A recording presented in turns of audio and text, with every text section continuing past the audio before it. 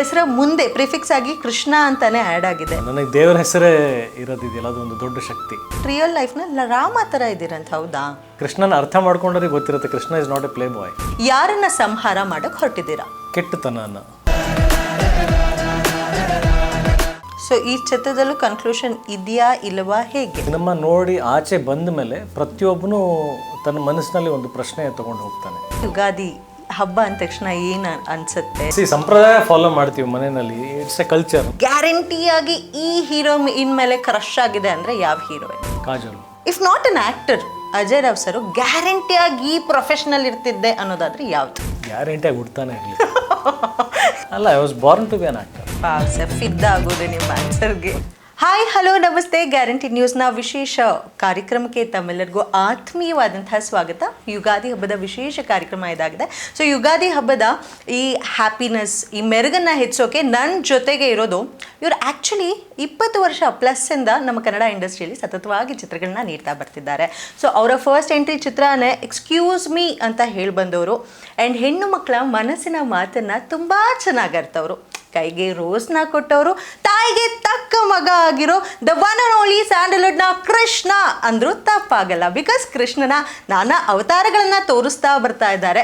It is none other than very talented handsome Ajay Rao ಅವರು ನನ್ನ ಜೊತೆ ಇದ್ದಾರೆ. ಕಾರ್ಯಕ್ರಮಕ್ಕೆ heartly welcome. Thank you so much. ಮೊದಲಿಗೆ ಹಬ್ಬದ ಹಾರ್ದಿಕ ಶುಭಾಶಯಗಳು. ತಮಗೂ ಕೂಡ ಯುಗಾದಿ ಹಬ್ಬದ ಹಾರ್ದಿಕ ಶುಭಾಶಯಗಳು. ಸೊ ಯುಗಾದಿ ಹಬ್ಬದಲ್ಲಿ ಬ್ರಹ್ಮ, ಲಕ್ಷ್ಮಿ ಎಲ್ಲ ದೇವರುಗಳನ್ನ ಪೂಜೆ ಮಾಡ್ತೀವಿ. ತಾವು ಜಾಸ್ತಿ ಕೃಷ್ಣ ಪೂಜೆ ಮಾಡ್ತೀರಾ? ಕ್ವಶನ್ ಮಾರ್ಕ್ ನಂದು. ನಮ್ಮ ಮನೆಯಲ್ಲಿ ನಾವು ಪೂಜೆ ಮಾಡೋದು ಈಶ್ವರನ್ನ. ನನ್ನ ಇಷ್ಟ ದೇವರು ಕೃಷ್ಣ. ಇಷ್ಟ ದೇವರು ನಾನು ಪೂಜೆ ಮಾಡೋದು ಈಶ್ವರನ್ನೇ, ಪ್ರೀತಿಸೋದು ಕೃಷ್ಣನ. ಸೊ ನಾನು ಎಷ್ಟು ಲಕ್ಕಿ ನೋಡಿ, ಈ ಕಡೆನೂ ಕೃಷ್ಣ, ಹಿಂದೆಗಡೆನೂ ಕೃಷ್ಣ, ಎಲ್ಲೆಲ್ಲೂ ಕೃಷ್ಣ. ಸರ್, ನಿಮ್ಮ ಹೆಸರ ಮುಂದೆ ಪ್ರಿಫಿಕ್ಸ್ ಆಗಿ ಕೃಷ್ಣ ಅಂತಾನೆ ಆ್ಯಡ್ ಆಗಿದೆ. ಸೊ ಎಷ್ಟು ಖುಷಿ ಆಗುತ್ತೆ ನಿಮಗೆ, ಹೇಗೆ ಅನಿಸ್ತಾ ಇದೆ? ಅಫ್ಕೋರ್ಸ್ ಖುಷಿನೇ, ಬಿಕಾಸ್ ಅದೊಂದು ದೊಡ್ಡ ಬ್ಲೆಸ್ಸಿಂಗ್ ಅದು. ಬಿಕಾಸ್ ಸಾಕಷ್ಟು ಜನಗಳಿಗೆ ಅಂದರೆ ಸ್ಟಾರ್ಸು ಅಥವಾ ಬೇರೆ ಏನಾದರೂ ಒಂದು ಬಿರುದುಗಳು ಬಂದಿರುತ್ತೆ. ನನಗೆ ದೇವರ ಹೆಸರೇ ಇರೋದಿದೆಯಲ್ಲ, ಅದೊಂದು ದೊಡ್ಡ ಶಕ್ತಿ. ಮಹಾಭಾರತ ಯುದ್ಧದಲ್ಲಿ ಕೃಷ್ಣನೇ ಸಾರಥಿ ಆಗಿದ್ದಾಗ ಯುದ್ಧದ ಬಗ್ಗೆ ಚಿಂತೆ ಮಾಡೋ ಅವಶ್ಯಕತೆ ಇರಲ್ಲ. ಹಾಗಾಗಿ ನನ್ನ ಹೆಸರಿಗೆ ಕೃಷ್ಣ ಇರೋದ್ರಿಂದ ನೋ ವರೀಸ್.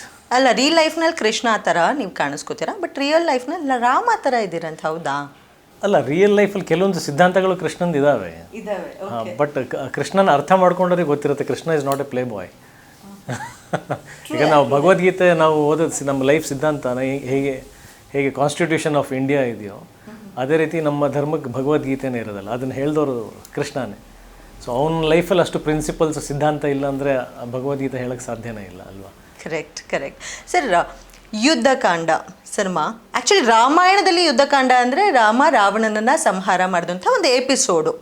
ಕೃಷ್ಣ ಅಂತ ನೀವು ಪ್ರಿಫಿಕ್ಸ್ನ ಇಟ್ಕೊಂಡವರು ರಾಮಾಯಣದ ಇದೇ ರೀತಿ ಏನಾದರೂ ಸಿನಿಮಾದಲ್ಲಿ ತೋರಿಸ್ತಿದ್ದೀರಾ? ತೋರಿಸೋದಾದರೆ ಯಾರನ್ನ ಸಂಹಾರ ಮಾಡೋಕ್ಕೆ ಹೊರಟಿದ್ದೀರಾ? ಕೆಟ್ಟತನನ ಸಂಹಾರ ಮಾಡೋಕ್ಕೆ ಹೊರಟಿರೋದು ಕೆಟ್ಟತನನೇ. ಯುದ್ಧಕಾಂಡ ಅನ್ನೋದೇನಿದೆಯಲ್ಲ, ಅಂದರೆ ಆ ಯುಗಕ್ಕೆ ಆದಂಥ ಒಂದು ಎಪಿಕ್ ಈಸ್ ಯುದ್ಧ. ಅಗೇನ್ ಮಹಾಭಾರತದಲ್ಲೂ ಒಂದು ಯುದ್ಧ ನಡೆಯುತ್ತೆ. ಇದು ನಿರಂತರವಾಗಿ ನಡೀತಾನೆ ಇರುತ್ತೆ. ಯಾವುದೇ ಒಂದು ಯುದ್ಧಕ್ಕೆ ಕನ್ಕ್ಲೂಷನ್ ಅನ್ನೋದು ಯಾವತ್ತೂ ಬಂದಿಲ್ಲ. ಈಗ ರಾವಣನ ವಿರುದ್ಧ ಯುದ್ಧ ಗೆಲ್ತಾರೆ ರಾಮ, ಆದರೆ ತಮ್ಮ ಲೈಫಲ್ಲಿ ಯುದ್ಧ ಮುಗಿಯೋದೇ ಇಲ್ಲ. ಅದಾದಮೇಲೂ ಸೀತೆಗೆ ಅಗ್ನಿ ಪರೀಕ್ಷೆ ಬರುತ್ತೆ, ತಂದೆ ಸ್ವಂತ ಮಕ್ಕಳ ಜೊತೆಗೆ ಒಂದು ಯುದ್ಧ ನಡೆಯುತ್ತೆ.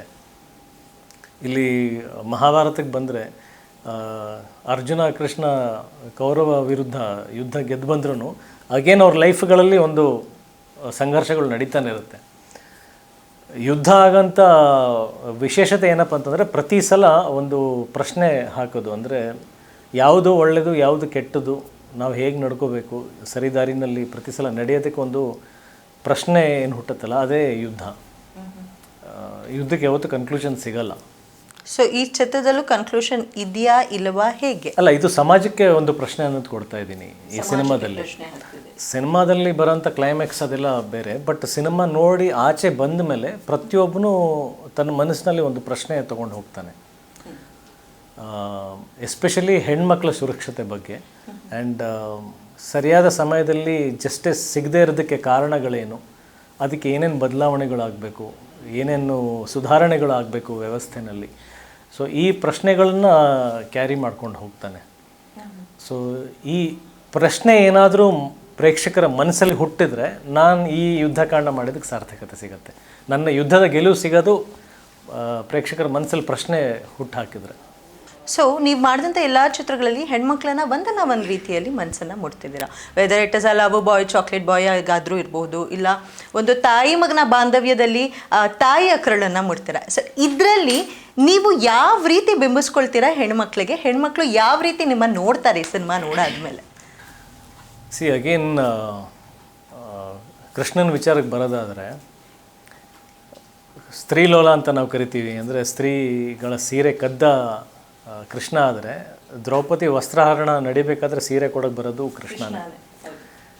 ಸೊ ಇಲ್ಲಿ ಯುದ್ಧಕಾಂಡದಲ್ಲಿ ನಾನು ಮಾಡ್ತಿರ್ತಕ್ಕಂಥ ಪಾತ್ರ ಭರತನ ಒಂದು ಪಾತ್ರ. ನಾನಿಲ್ಲಿ ಇಡೀ ಭಾರತವನ್ನು ಪ್ರತಿಬಿಂಬಿಸ್ತಾ ಇದ್ದೀನಿ. ನಮ್ಮ ಭಾರತಖಂಡ ಏನಿದೆಯಲ್ಲ ಅದನ್ನು ಪ್ರತಿಬಿಂಬಿಸುವಂಥ ಒಂದು ಭರತನ ಒಂದು ಕ್ಯಾರೆಕ್ಟರು.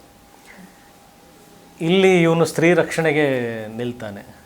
ಅಂದರೆ ಅದರಲ್ಲೂ ಪುಟಾಣಿ ಹೆಣ್ಮಕ್ಳು ಆಗಿರ್ಬೋದು ಅಥವಾ ದೊಡ್ಡವರಾಗಿ, ಒಟ್ಟಿನಲ್ಲಿ ಸ್ತ್ರೀಗಳಿಗೆ ರಕ್ಷಣೆಗಾಗಿ ಮತ್ತು ಅವರಿಗೋಸ್ಕರ ಅವ್ರ ಪರವಾಗಿ ನ್ಯಾಯಕ್ಕೆ ಹೋರಾಡುವಂಥ ಈ ಕ್ಯಾರೆಕ್ಟರ್.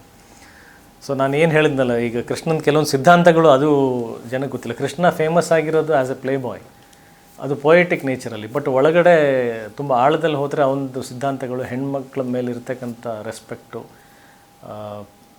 ಅವನು ಪ್ರೀತಿಸಿದ ರೀತಿ ಇದೆಯಲ್ಲ, ಅದಕ್ಕೆ ಯಾರೂ ಸರಿಸಾಟಿ ಇಲ್ಲ.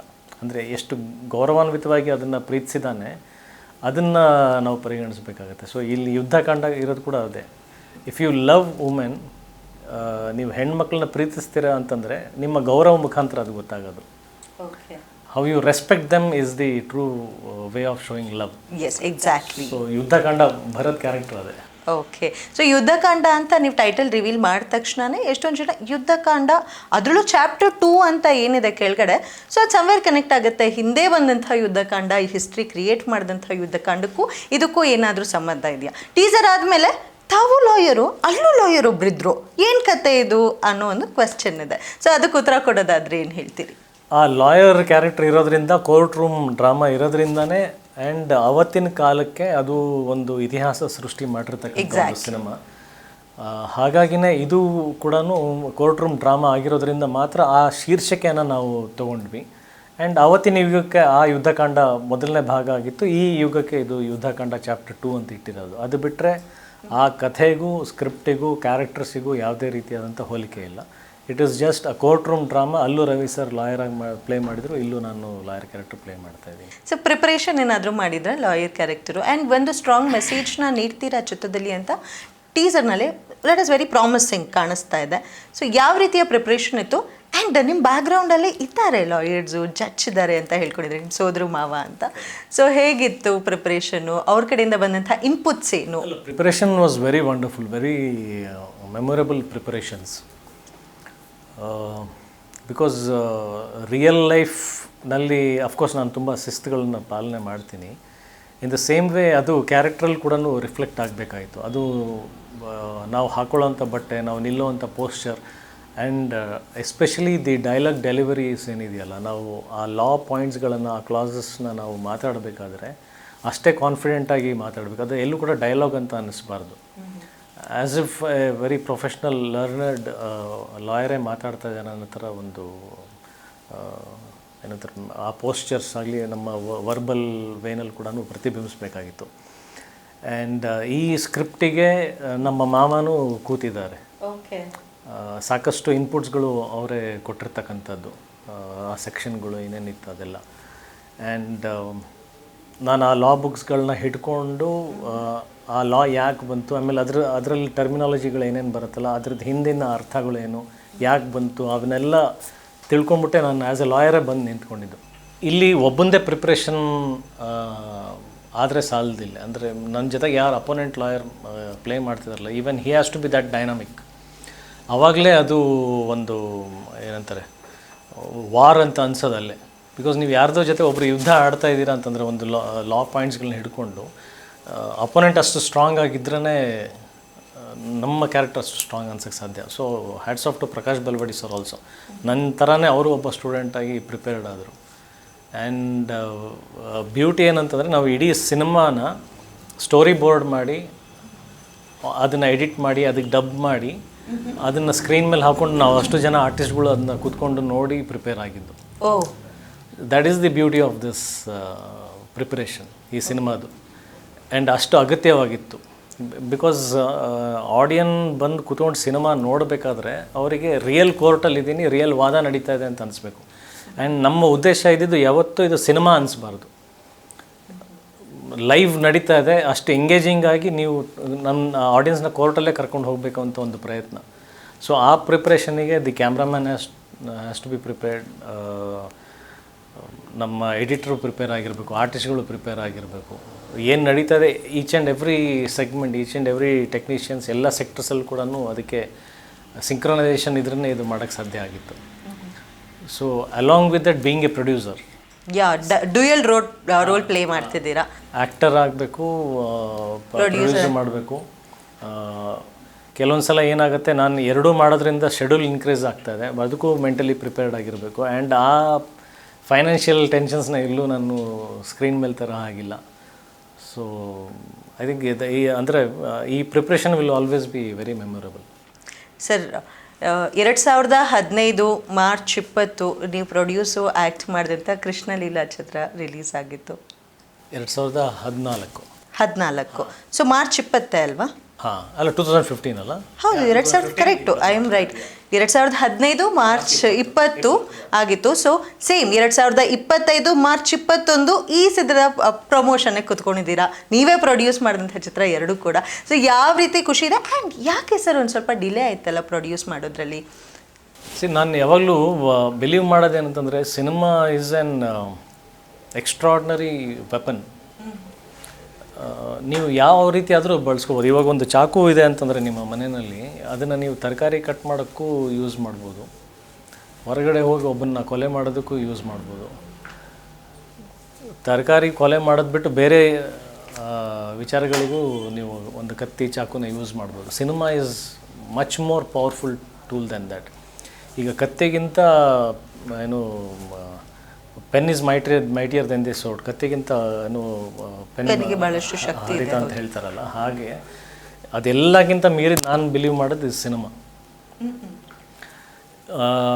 ಎಂಟರ್ಟೈನ್ಮೆಂಟ್ ಫ್ಯಾಕ್ಟರ್ಸ್ ಬಿಟ್ಟು ನೀವೇನಾದರೂ ಒಂದು ರೆವಲ್ಯೂಷನ್ ಚೇಂಜಸ್ ತರ್ಬೋದು ಅಂತಂದರೆ ಅದು ಸಿನಿಮಾಯಿಂದ ಕೂಡ ಬಹಳ ಬಲವಾಗಿ ಸಾಧ್ಯತೆ ಇದೆ ಅದು. ಎಕ್ಸಾಕ್ಟ್ಲಿ. ಆ್ಯಂಡ್ ನಾನು ಆ್ಯಕ್ಟ್ ಮಾಡಿರ್ತಕ್ಕಂಥ ಸಿನಿಮಾಗಳಲ್ಲಿ ಎಲ್ಲೋ ಒಂದು ಕಡೆ ಅಂಡರ್ ಕರೆಂಟಲ್ಲಿ ಒಂದು moral values, family values, emotional values ನಾನು ಕ್ಯಾರಿ ಮಾಡಿರ್ತೀನಿ. ಬಟ್ ಪ್ರೊಡಕ್ಷನ್ ಮಾಡೋಕ್ಕೆ ಹೊರಟಿದ್ದೀನಿ ಅಂತಂದಾಗ ನನಗೆ ಇನ್ನೊಂದು ಎಕ್ಸ್ಟ್ರಾ ಗುಡ್ ವಿಲ್ ಬೇಕಿತ್ತು. ಈ ಕೃಷ್ಣಲೀಲಾ ಸಿನಿಮಾ ಮಾಡಿದ್ದೆ, ಅದು ಸ್ಟೇಟ್ ಅವಾರ್ಡಿಗೆ ಹೋಗಿತ್ತು, ಸಾಕಷ್ಟು ಮೆಚ್ಚುಗೆಗಳಿಗೆ ಅದು ಕಾರಣ ಆಗಿತ್ತು. ಅಗೇನ್ ಇನ್ನೊಂದು ಪ್ರೊಡಕ್ಷನ್ ಮಾಡಬೇಕು ಅಂತಂದರೆ ನನಗೆ ಇನ್ನೊಂದು ಎಕ್ಸ್ಟ್ರಾ ಆರ್ಡಿನರಿ ವ್ಯಾಲ್ಯೂಸ್ ಏನಾದರೂ ಇದ್ದರೆ ಮಾತ್ರ ಮಾಡೋಣ ಅಂತ ನನ್ನ ತಲೆಯಲ್ಲಿ ಇದ್ದಿದ್ದು. ಆ್ಯಂಡ್ ಕಥೆ ಕೇಳಬೇಕಾದ್ರೆ ಪ್ಯಾರಲಲ್ ಅಂದರೆ ಯಾವಾಗಲಿಂದನೂ ಅದು ಇರ್ತಾಯಿತ್ತು ನನಗೆ, ಇದನ್ನು ನಾನು ಪ್ರೊಡ್ಯೂಸ್ ಮಾಡಬಹುದಾ ಮಾಡಬಾರ್ದಾ, ಇದು ಅಜಯರಾವ್ ಪ್ರೊಡಕ್ಷನ್ಸಿಂದ ಬರಬೇಕಾ ಈ ಸಿನಿಮಾ ಅಂತ. ಈ ಕಥೆ ಎಸ್ಪೆಷಲಿ ನನಗೆ ಕೇಳ್ತಾ ಇದ್ದಾಗೆ ನನಗೆ ಒಂದು ಬಹಳ ಕಾಡ್ದಂಥ ವಿಷಯ ಏನಪ್ಪ ಅಂದರೆ, ನನಗೊಬ್ಬಳು ಮಗಳಿದ್ದಾಳೆ ಅನ್ನೋದು. ನನ್ನ ಮನೆಯಲ್ಲಿ ಒಂದು ಮಗಳಿದ್ದಾಳೆ ಅಂದರೆ ಆ ವಿಷಯನ ರಿಲೇಟೆಡ್ ಆಗಿರ್ತಕ್ಕಂಥ ಒಂದು ಕಥೆ. ಆ್ಯಂಡ್ ವೆರಿ ಬ್ಯೂಟಿಫುಲ್ಲಿ ಒಂದು ಮೆಸೇಜ್ ಹೇಳ್ತಾ ಇದೆ ಸಿನಿಮಾ. ಸೊ ಇದು ನನ್ನ ಪ್ರೊಡಕ್ಷನಿಂದ ಬರಬೇಕು ಅಂತ ಅವತ್ತು ನಿರ್ಧಾರ ಮಾಡಿದ್ದು ನಾನು. So this has to come from me. Because ಕೆಲವೊಂದು ಸಲ ದೇವರೊಂದು ಆಶೀರ್ವಾದ ಥರ ಕೊಡ್ತಾನೆ. ಕೆಲವೊಂದು ಒಳ್ಳೆ ಕೆಲಸಗಳು ನಿನ್ನಿಂದನೇ ಆಗಬೇಕಂತಿರುತ್ತೆ. ನಾವು ಯಾಕೆ ನನ್ನ ಕೈಯಿಂದನೇ ಚಾರಿಟಿ ಮಾಡ್ತೀವಿ, ನಮ್ಮ ಕೈಯಿಂದನೇ ಯಾರಿಗೆ ಹೆಲ್ಪ್ ಮಾಡ್ತೀವಿ ಅಂದರೆ ಅದು ಒಂದು ಶಕ್ತಿ ಕೊಟ್ಟಿರ್ತಾರೆ, ನನ್ನಿಂದನೇ ಆಗಲಿ ಅನ್ನೋದು ಒಂದು ರೀಸನ್.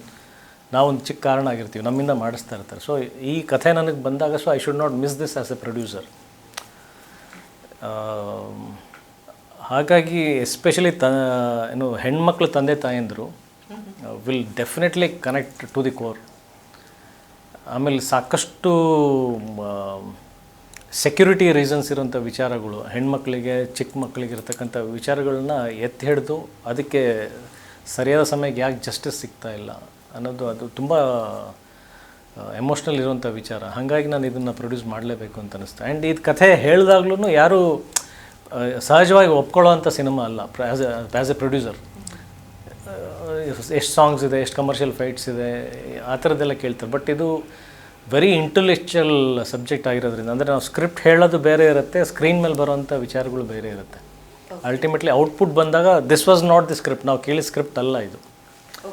ತೆರೆ ಮೇಲೆ ಅದು ಅಷ್ಟು ಬ್ಯೂಟಿಫೈ ಆಗಿ ಬಂದು ಪರ್ಫಾರ್ಮರ್ಸ್ ಪ್ಲೇ ಮಾಡಿದಾಗ್ಲೇ ಅದಕ್ಕೊಂದು ಹಿನ್ನೆಲೆ ಸಂಗೀತ ಬಿದ್ದ ಮೇಲೇ ಅದು ಡೆಫಿನೇಷನ್ಸ್ ಕೊಡೋವಂಥ ಸಿನಿಮಾ. ಇದು ನನಗೆ ಅರ್ಥ ಆಯ್ತದು. ಯೂಶಲಿ ಬೇರೆಯವ್ರಿಗೆ ಇದು ಗೊತ್ತಾಗಲ್ಲ ಅಂತ ಅದನ್ನು ನನಗೆ ಚೆನ್ನಾಗಿ ಗೊತ್ತಿತ್ತು. So I had to do this.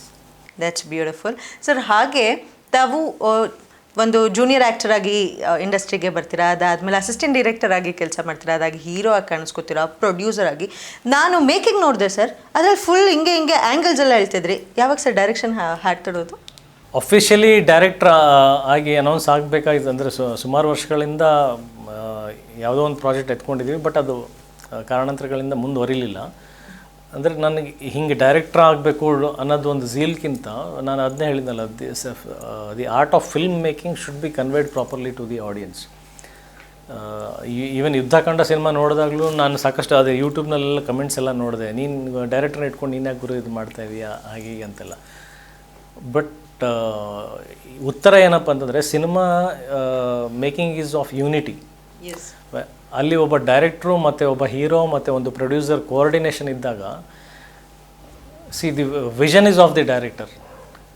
ಆ ವಿಷನ್ನ ನಾವು ನಿಜ ಮಾಡೋದಕ್ಕೆ ಯಾರು ಪ್ರಯತ್ನ ಮಾಡಿದ್ರು ಸರಿ ನನ್ನ ಪ್ರಕಾರ. ಹೀರೋ ಕನ್ನಡಿ ಆಗಿರ್ತಾರೆ ಡೈರೆಕ್ಟರ್ ವಿಷನ್ಗೆ. ಬಟ್ ಅದೇ ಅಲಾಂಗ್ ವಿತ್ ದ್ಯಾಟ್ ನಾನು ಒಬ್ಬ ಪ್ರೊಡ್ಯೂಸರು ಆಗಿರೋದ್ರಿಂದ I know what has to come on screen. So there is a coordination between me and the director. ಆ ವಿಷನ್ ಸತ್ಯ ಆಗಬೇಕಷ್ಟೆ. ಆನ್ ಸ್ಕ್ರೀನ್ ನಾವು ಕಂಡಂಥ ಕನಸು ಅದು ಸತ್ಯ ಆಗಬೇಕಷ್ಟೆ. ಸೊ ಅದಕ್ಕೆ ಇನ್ಫ್ಯಾಕ್ಟ್ ಎಷ್ಟೊಂದು ಇನ್ಪುಟ್ಸ್ಗಳನ್ನ ಅರ್ಚನಾ ಜಾಯ್ಸ್ ಅವ್ರು ಕೊಟ್ಟಿದ್ದಿದೆ, ಪ್ರಕಾಶ್ ಬೆಲ್ವಡಿ ಅವ್ರು ಕೊಟ್ಟಿದ್ದಿದೆ. ಸ್ಪಾಟ್ಸಲ್ಲೇ ಕೆಲವೊಂದು ಇಂಪ್ರೊವೈಸೇಷನ್ ಆದಂಥ ಸಂದರ್ಭಗಳಿದ್ದಾವೆ. ಮೇ ಬಿ ಎಲ್ಲ ಕ್ಯಾಪ್ಚರ್ ಆಗಿಲ್ಲ ಮೇಕಿಂಗ್ನಲ್ಲಿ. ಪಾಪ ಮೇಕಿಂಗ್ ಮಾಡೋರಿಗೆ ಏನು ಗೊತ್ತಿರುತ್ತೆ, ಅಂದರೆ ಅವರು ಆನ್ ದಿ ಸ್ಪಾಟ್ ಯಾವುದೋ ಒಂದು ಇಂಟ್ರೆಸ್ಟಿಂಗ್ ವಿಚಾರ ನಡೀತಾ ಇದೆ ಅಂದಾಗ ಅವ್ರು ಕ್ಯಾಮ್ರಾ ಆನ್ ಮಾಡಿ ಕ್ಯಾಪ್ಚರ್ ಮಾಡಿರ್ತಾರೆ ಹೊರತು ಒಂದು ಸ್ಪಾರ್ಕಲ್ ಹುಟ್ಟುತ್ತೆ ಎಲ್ಲೋ ಒಂದು ಕಡೆ ಒಂದು ಐಡಿಯಾಗಳು. So in that way everybody is a contributor. Everybody has contributed for direction for Yuddhakanda. Ultimately ಯಾರು ಕೊಟ್ಟರೆ ಏನು ಅದು ಔಟ್ಪುಟ್ ಏನಿದೆಯಲ್ಲ, ಅದು ನಾವು ಏನು ಆಡಿಯನ್ಸ್ಗೆ ಏನು ಹೇಳಕ್ಕೆ ಹೊರಟಿದ್ದೀವಿ ಅದು ರೈಟ್ ವೇನಲ್ಲಿ ಬರಬೇಕಷ್ಟೇ ನಮ್ಮ ಉದ್ದೇಶ. ಸರ್, ನಿಮ್ಮನ್ನು ಈ ಹಿಂದೆ ಚಾಕ್ಲೇಟ್ ಬಾಯ್, ಲವ್ ಬಾಯ್ ಆಗಿ ನೋಡಿದ್ದಾರೆ, ಇವಾಗ ಸೀರಿಯಸ್ ಕ್ಯಾರೆಕ್ಟರ್ ಕೂಡ ಪ್ಲೇ ಮಾಡ್ತಾರೆ. ಬಟ್ ಅದರೊಳಗೂ ಒಂದು ಹಾಡಿದೆ, ಹಾಡಲ್ಲಿ ಒಂದು ಹುಡುಗಿ ಹಿಂದೆ ಹೋಗ್ತಾ ಇದ್ದೀರಾ. ಸೊ ಇದರಲ್ಲೂ ಕೂಡ ಆ ಲವ್ ಬಾಯ್ ಕ್ಯಾರೆಕ್ಟರ್ ಬಂದು ಹೋಗುತ್ತಾ ಹೇಗೆ? ಲವರ್ ಬಾಯ್ ಕ್ಯಾರೆಕ್ಟರ್ ಅನ್ನೋದಕ್ಕಿಂತ it is a very common image. ಅಂದರೆ ಸ್ಟೇಜಸ್ ಆಫ್ ಲೈಫ್ ಅಂತ ಹೇಳ್ತೀವಿ. ಒಂದು ಹುಡುಗರು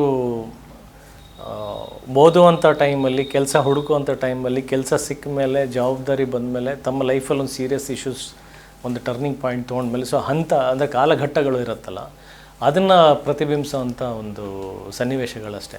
ಯುದ್ಧಕಾಂಡ ಸಿನಿಮಾದಲ್ಲೂ ಕೂಡ ನಾನು ಏಕ್ದಮ್ಮಾಗಿ ಎಲ್ಲೋ ಬಂದು ಒಂದು ಕೇಸ್ನ ತೊಗೊಂಡು ಫೈಟ್ ಮಾಡೋವಂಥ ಕಥೆ ಅಲ್ಲ ಇದು. There is A travel. ಹಂತವಾಗಿ ಒಬ್ಬ ಬಾಲಿಷ್ಯವಾಗಿರ್ತಕ್ಕಂಥ ಒಬ್ಬ ಹುಡುಗ ತನ್ನ ಲೈಫಲ್ಲಿ ಒಂದು ಡ್ರೀಮ್ಸು, ಅಚೀವ್ಮೆಂಟ್ಸ್ ಅನ್ನೋದಿರುತ್ತೆ. ಅವನದೇ ಆದಂಥ ಒಂದು ಲೈಫಲ್ಲಿ ಒಂದು ಲವ್ ಅಫೇರ್ ಅನ್ನೋದು ಬರುತ್ತೆ.